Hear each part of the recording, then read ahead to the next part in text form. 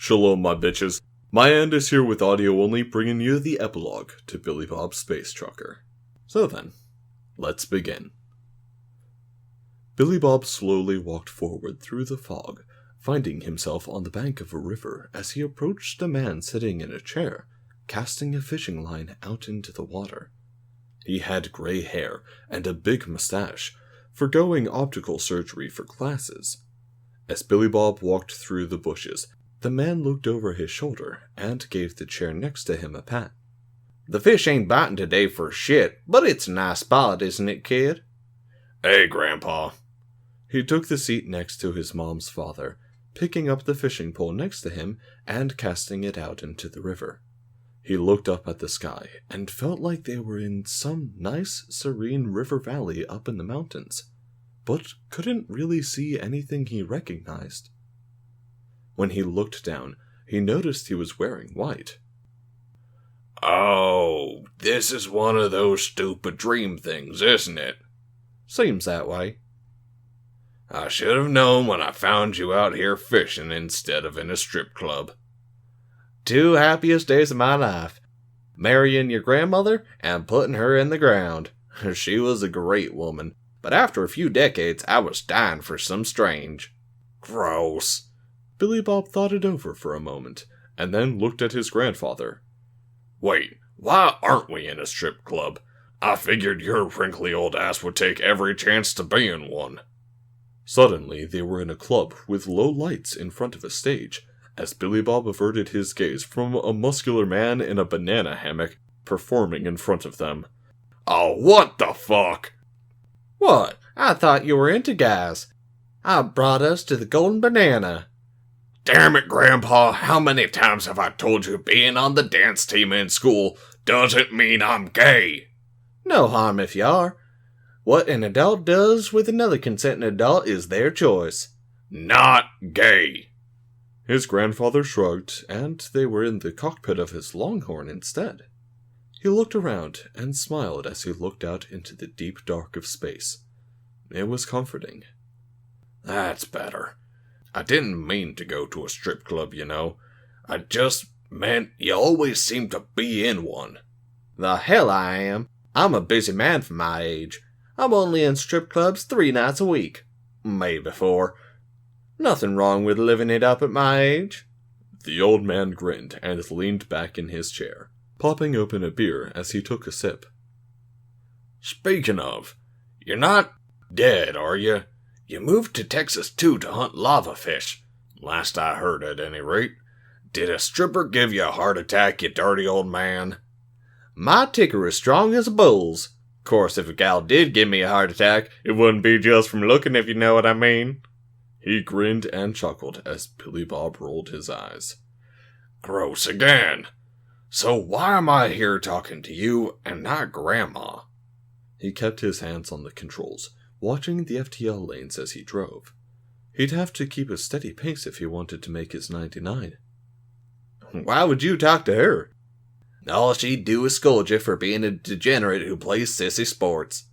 "Baseball is not a sissy sport." "You don't tackle anyone or nothing. Hardly anyone gets a concussion. Your mother was the best damn football player her high school ever had. She's got bigger balls than most men, including your no-good father.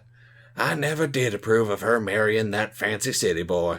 Too pretty for his own good." Billy Bob sighed and shook his head for a moment.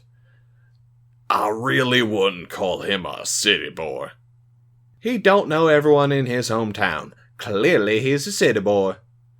"Okay, regardless, does all this mean I'm not dead? I mean, why am I talking to you if you're still alive?" "Well, maybe I'm an enlightened Buddhist monk astral projecting and shit."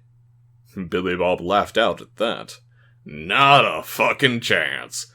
When I asked you what you thought about reincarnation that one time and past lives, you told me you must have been a fucking saint before to get born in America, and you wanted to live it up and send your brains out." He heard his grandpa give a sort of old man part chuckle, part giggle. "Those poor bastards don't drink or fuck or nothing. That ain't living. Well, then I'm dead, and you're dead. Or this is a dream. Ah, shit. The suit mentioned brain damage. I could have told you that. No one with the right mind joins a dance team. I'll have you know I got all kinds of girls in high school thanks to my dancing. Sure. Stick a wig and some lipstick on 'em and they'll pass for a girl in the dark. This is why I never hung out with you. The old man shrugged and then held out a beer for Billy Bob, who popped it open and took a heavy sip while still keeping an eye on the FTL lanes. So, am I supposed to learn something? My girl taught you everything I taught her, so hell if I know.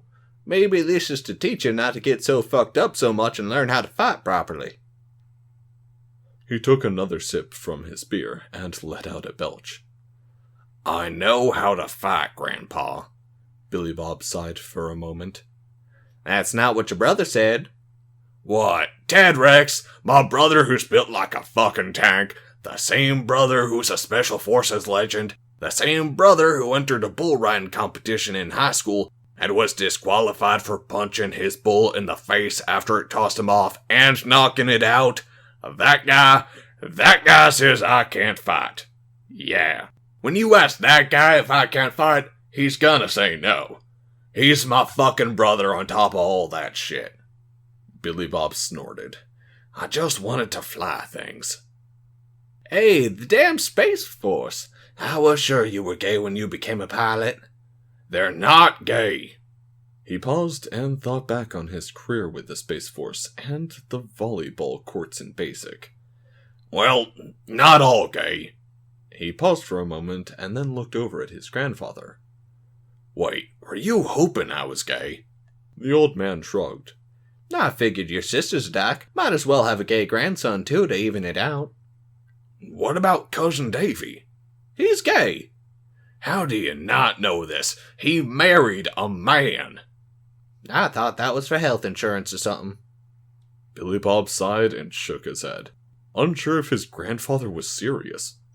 Then he realized he wasn't sure if he thought his grandfather really didn't know or not in real life. Oh, this was confusing. But it did sound like something his grandpa wouldn't realize somehow. So, am I supposed to talk to you and then figure out if I want to live or die or crap? Fuck if I know. You're probably a vegetable in some hospital, all brain dead and shit. God, I hope not. His grandfather shrugged and took a sip of his beer before pointing out the window. You're too close to that guy. Hey, who's the pilot here? I'm fine. The next system stop isn't for a half a light year and he won't be getting off for a while if he even stops there. His grandfather shrugged. So, if you ain't queer as a $3 bill, how come you don't got kids? I'm a man at the FTL lane. I like moving and traveling and shit.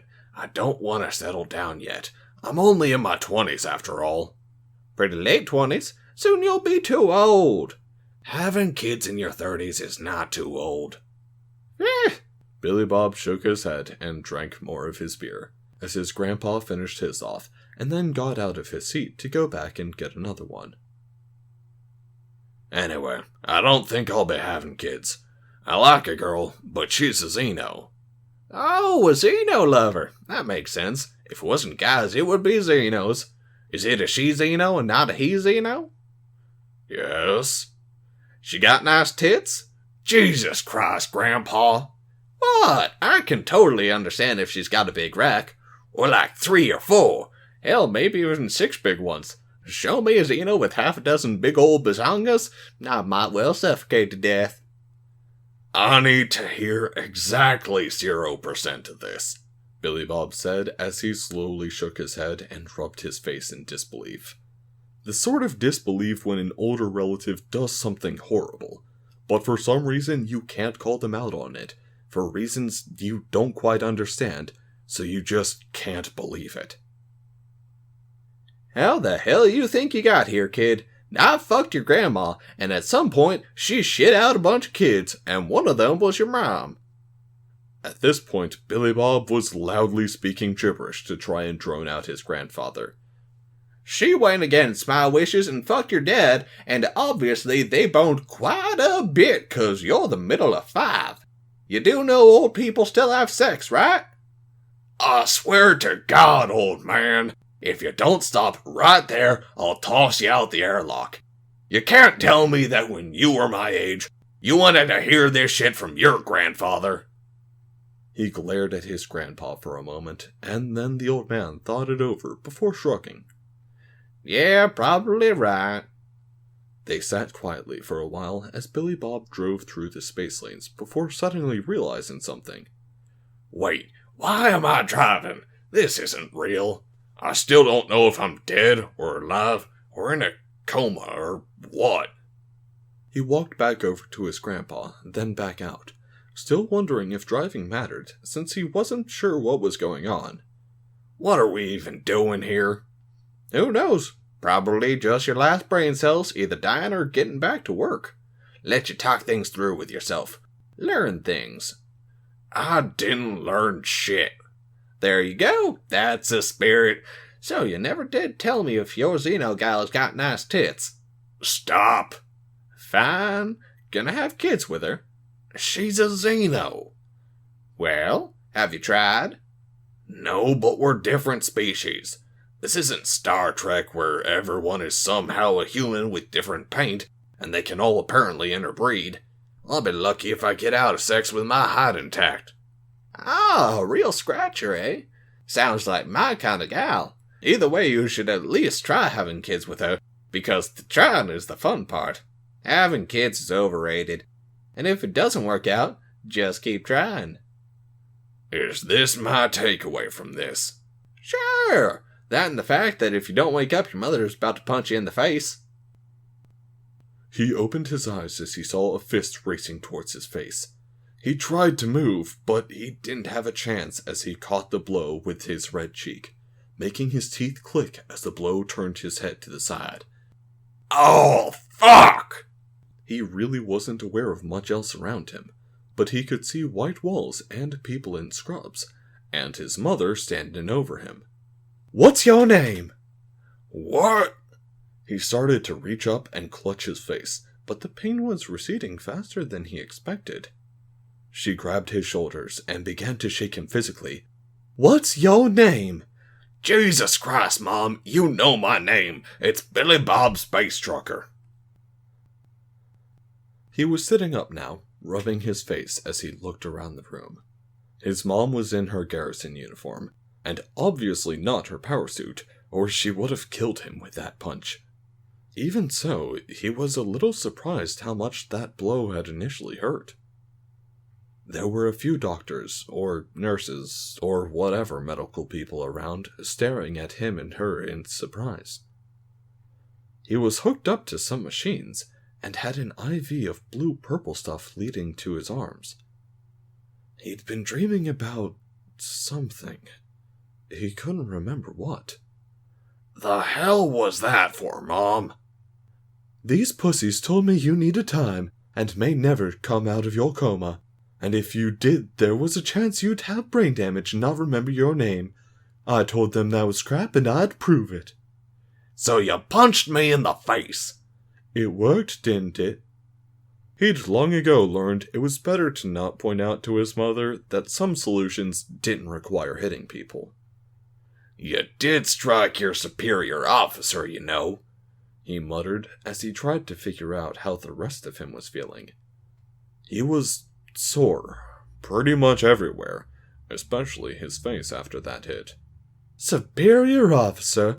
La-di-fucking-da. You might outrank me, but you're not superior to Major Mary Sue." She gave him a whack upside his head for giving her lip, and he grumbled, but was smart enough to keep those grumbles indistinct murmurs. One of the doctors, they assumed, stepped forward. "So, do you feel all right?" I feel sore. "Do you remember how you got here?" Do you mean in a philosophical sense? Or in the sense that I got fucked up in a fight in front of the Xeno Capitol Tower thing? Interesting. You seem to handle the biogel much better than the others. What? Isn't this supposed to work on everyone? He asked, glancing around. "We're still trying to figure out how it works, but humans aren't entirely compatible without issue. Apparently it works best when you're very seriously injured. But if you only have minor wounds, it acts funny. Billy Bob snorted. Guess it's a good thing I keep on having major wounds, huh? Yeah, they fucked you up good. That was from his mom, which made him roll his eyes. Thanks, Mom. If I had been there, I bet your ass things would have gone better. Yes, Mom. I guess you're not a complete fuck-up like I figured you were. He sighed for a moment. Glad to lessen your disappointment. What? I was never disappointed. You know I love you and your sisters all. It's just you joined the Space Force and were a pilot, then a space trucker. I was worried you'd never live up to the family name. You laughed at that. Thanks, Mom. I guess it's true with a last name like... The door opened up, and he saw Stevie Ray lean in. "'What's up, Booger Blaster?" "Hey, Snot Wrangler. That starts with a W, you know. We didn't know that as kids, so it still counts. What are you doing here? Where the hell are we, anyway?" He looked around as the doctors, or nurses, or whoever, backed up to let his younger brother slip in and get closer to the bed. "Gemini," his mom said. "Shit, that's quite a ways from the capital world. How long was I out?" "Couple of weeks," his brother said. "What's going on with the war? How did I get here?" "The USS Predator was in system when you started the assault. They got to the capital shortly after your apparent last stand. Some bird commando used the last of his biogel to get you stable. Then that diplomat killed the few remaining ceremonial guards around the place. When the Archangels landed, they found only minimal resistance in the area. They seized the tower and got you and the birds out. Nice job with the flag, by the way. Apparently you crazy fucks had killed most of the crabs and fish in the Capitol crater thing. The Archangels got the now friendly Xenos to evac the crater, and then destroyed the grav generator, so we actually still hold that crater." He nodded slowly as his mom told him what happened. "Wait, still hold it? Shouldn't the war be over?" She laughed at that and shook her head. "Fuck no. Remember, the only races that had a real military were the crabs, the fish, and those lizard fly things." "Fleckos," Billy Bob said as she shrugged. "Well, the member races all pulled out of the Alliance, but their military are still intact. The crabs retreated from Bastion, but there's still a war going on. The Fleckos or whatever are good at fighting the other races. They just can't fight us. So they're trying to start bullying those closest to them. This is a fight to the death. No one's surrendering. But now all the supply routes are in chaos. Lots of contested territory. It's a giant mess, and it'll help us out to be sure. But things aren't going away overnight." "What happened to the Libertonians?" "The ones who survived, you mean? They're alive. The one who patched you up got pretty messed up. They were dropped off on their home planet on the way here. The diplomat one wanted to stay with you, but her people wouldn't allow her to go." His mom shrugged. "The ship I was on is now defunct. While waiting for reassignment, they were bringing you back in, so they gave me control of your Longhorn," Stevie Ray said. "Oh, what the fuck? Don't they know you're a horrible pilot?" "Bite me, dickbag." "Come here and I will." He opened his mouth and leaned towards his brother, who laughed and just shoved him back against his raised bed. "Shit, you're lucky I'm so weak right now." He did feel rather tired, but that was preferable to being dead, so he didn't complain. "Who else is here?" "Just us," Stevie Ray said. "Mom complained about being pulled off the line, but they told her she'd get 2 weeks before they started advancing again anyway. I'm pretty happy with my new posting. Teddy's off killing Xenos wherever. Mary Jane is supposedly leading some ghost squad on a planet where she's using trained crabs as mounts." "What the fuck?" "Yeah, but that's MJ, and you know it." Billy Bob nodded after thinking about it for a moment. Jackie, Jill, and Dad are still on Bastion, helping rebuild until the front starts moving again. So, what's the plan? You heal up, then we send you back to Earth so President Crusher can pin a medal on you. That's President Cross, Stevie Ray, his mother corrected. Billy Bob was shaking his head. No. I gotta go see the Libertonians. He swung his feet off the bed and started to stand, only to nearly collapse as Stevie Ray had to catch him. Christ, Billy Bob, there's a reason you're hooked up to all this shit. You've spent a couple of weeks comatose, muscle atrophy and all that. Billy Bob panted a bit, feeling sweaty and tired just from his ill-fated attempt to stand up. Okay. Get me a wheelchair then. The doctors were approaching once more. That's not advised at all. We'd like to monitor you for another week, not to mention you need this new biogel dispenser hooked up to keep you healing properly. I can't stress how close you've been to dying this whole time. Stevie Ray, can you hook one of these things up to the Longhorn? I guess. Well, as a colonel, I order you to get to it. He pointed to his mom. Major, I order you to bring me a wheelchair, and if anyone tries to stop you, you clock 'em good. His mother laughed. Ha, there you go. Now you're living up to the name. The doctors began to panic as Billy Bob and Clan staged a breakout of the hospital. No one was sure what to do in trying to stop a highly decorated Special Forces major and her son, who was a colonel, and also soon to be a highly decorated one at that.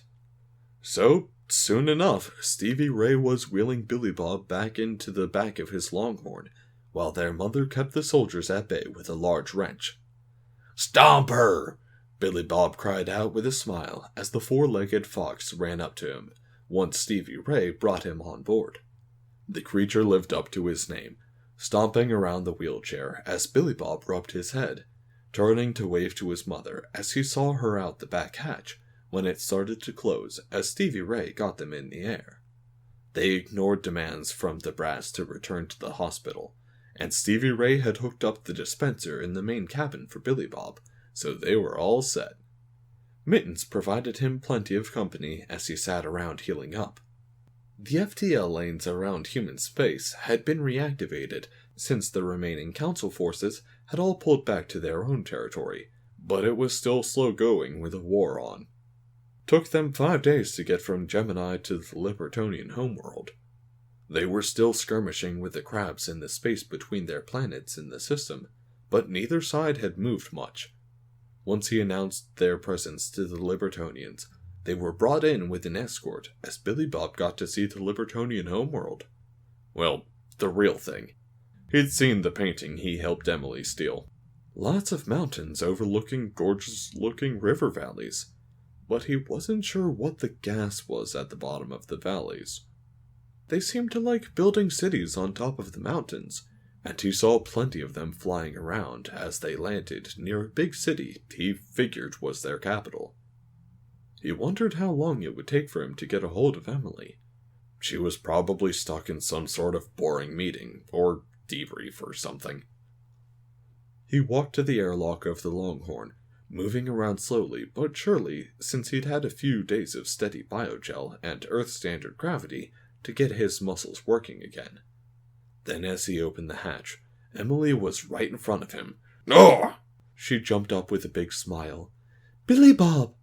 But as she crossed the threshold, she was hit with the heavier gravity, and dropped heavily against him, knocking him back as he hit the floor of the cabin with a heavy thud, feeling a crack as pain spiked through his skull. Fuck, he whimpered as she looked down at him. Oh no, not again! Stevie Ray was moving back and quickly lowered the gravity for her as she got up off Billy Bob. Jesus, lady! He helped Billy Bob up, sitting him down on the chair they'd set up next to the biogel dispenser, quickly sticking the tube back into his arm. You'd think the two of you were an atom the way you jumped on the guy. Stevie Ray laughed at that, and then looked at Emily, who was glancing away, and then over at Billy Bob, who was smiling. So that's why you rushed to get here. Well, I'll go see what's around here then. He passed Emily and closed the airlock behind him. Emily looked at Billy Bob and then laughed. I can't stop hurting you, can I? Doesn't seem that way. He rubbed the back of his head gingerly, feeling better as the biogel was released into his body. I'm just so happy to see you. I can't tell you how worried I was back on the Capitol when I found you outside. She climbed up onto his lap as he blinked up at her, a little surprised, but in no position to stop her. She was wearing a black vest with that usual tuft of feathers covering the area he still expected to find cleavage. The survival suit was gone, but she was wearing those special gloves, thankfully, and her lower body was clad in black pants that still reminded him of bell-bottoms. Had to make room for those talons, he guessed.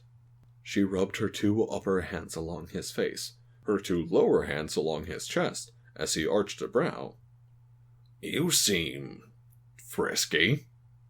I am, and it seems to me that you're currently hooked up to a machine that pumps you full of biogel as needed. Isn't that the case? He looked up over his head at the dispenser, and then back at her. Yes, that's true. Well, you were worried about what might happen, and now in case anything goes wrong, you're all set. He blinked and slowly arched a brow. She shifted on his lap a bit, hands moving up to open his shirt already. Shouldn't we be worried about my brother? You saw him. He's giving us our space. Who else knows you're here? He thought it over for a moment, and then slowly shrugged. I guess this is probably the best time for it. She laughed at that, and then nodded. Plus, I've really missed you. He laughed at that, hands moving up to rub along her sides. Well, shit. I guess since I'm already healing, this couldn't possibly make things worse. She giggled at that, and leaned in to give his neck a nip as he gasped. The biogel started to pump a little faster. About 5 minutes later, neither one of them was expecting the airlock to open up as they heard Stevie Ray. Hey, the bird president and this space hamster president wanted to thank you guys for... He stopped as he stepped out of the airlock into the main cabin and looked at Billy Bob and Emily, who were both staring back in a mixture of surprise and horror. Stepping around Stevie Ray was a Libertonian in a very nice-looking suit, who also froze, and squeezing between them was a space hamster in a tuxedo, complete with top hat, cane, and monocle. I say, we weren't properly introduced before. I'm so glad to meet you. I used to be the Grunweldian counselor. He looked up to Emily and Billy Bob. I used to be the space hamster counselor. He walked up to Emily and Billy Bob. They were in the same position as before, with her on his lap on the chair, but their clothes were elsewhere. Emily looked to Billy Bob, who reached out and shook the offered hand of the hamster without saying anything. Then Emily did the same. The hamster glanced around at the clothes on the floor. I say, were you two in the midst of laundry? Stevie Ray stepped forward, picking the hamster up as he squeaked in surprise. What's going on? Sorry, Mr. Prime Hamster. They're just... it's... stuff. He backed out of the airlock, carrying the hamster as the Libertonian president stayed for another moment, and gave a thumbs up, and nodded after he looked them over before following suit, locking the airlock behind him. After another moment, Billy Bob and Emily began to laugh. They were left alone after that. So, what's all this again? Emily asked as Billy Bob finished cooking in the cabin's small kitchen. Biscuits and gravy, chicken fried steak, and eggs. He smiled and slid a large plate in front of her. Dig in. The next day they had to spend actually interacting with the others on the planet. Billy Bob met several officials and the president again. He had to put up with having his picture taken quite a bit, and needed his wheelchair again by the end of the day. But Emily had always been with him, which made it easier to deal with. In the end, he knew he couldn't stay. The brass were demanding he return already, and she still couldn't get permission to leave, since she was also needed for the war effort. They stood outside his Longhorn, with a crate between them. I didn't get a chance to find it after your commandos got us off the planet. So, this is the gift you got me, huh? He nodded at that. Bought it with some of my 10 billion credits. He grinned, and she stared at him for a moment. Billy Bob. Yeah, I know. As a colonel in the U.S. military, I can't take large gifts from foreign governments. I'm well aware. Once the war started, I realized that would happen. It might have been about the money once, but it's not anymore. He shrugged as he opened the box. She frowned as she pulled out what was inside. It was some sort of strange box and harness connected to a set of headphones with some extra straps on it. What's this? I found it in a curio shop on that Goblin station. They're fascinated with music from my homeworld a ways back. They only had vinyl records back then. So, someone made a portable record player with a harness that fits a Libertonian. Same with the headphones. That way you can fly and listen to music. She let out a surprised squawk and then laughed, starting to pull the harness on to see how it worked. In the end, she still had full motion of her wings and arms, and the box was settled against her chest. He smiled and then leaned up as she leaned down, nuzzling his cheek with her beak. I love it, Billy Bob. Thank you. He smiled. I loaded a record in there that starts with the greatest song I could possibly think of. Feel free to start listening to it. Me and Stevie Ray gotta go, but I'll be back. We'll meet up again soon. Somewhere. Somehow. They held hands for a little longer, her lower set starting to rub his sides. Once more they leaned in to rub cheek to beak before pulling away. She started the record once he had boarded the Longhorn. The music began to play, and she stood on the landing pad, letting the music pour out of the custom headphones. It took about a minute before the singing finally started. If I leave here tomorrow, would you still remember me? For I must be traveling on now. For there's too many places I've got to see. She felt tears starting to well up in her eyes. But if I stayed here with you, girl, things just couldn't be the same. 'Cause I'm as free as a bird now.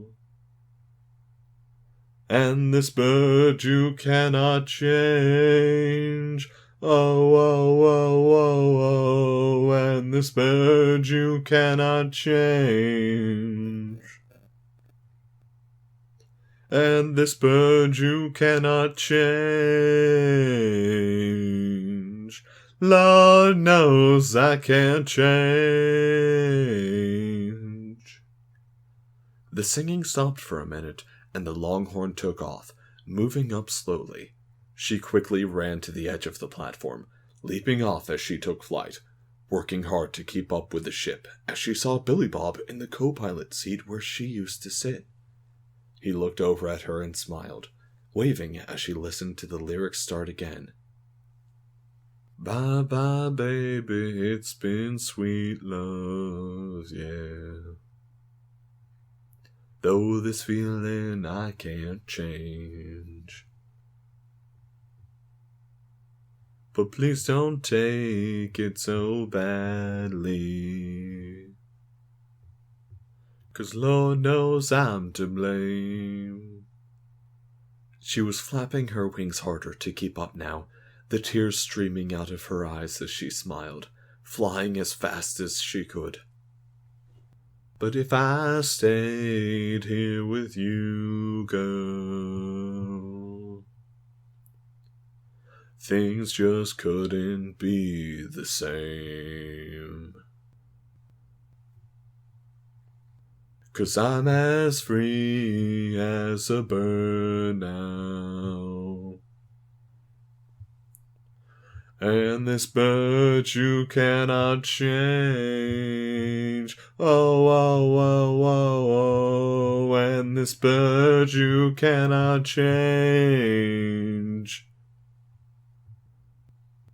And this bird you cannot change. Lord knows I can change. Lord help me, I can't change.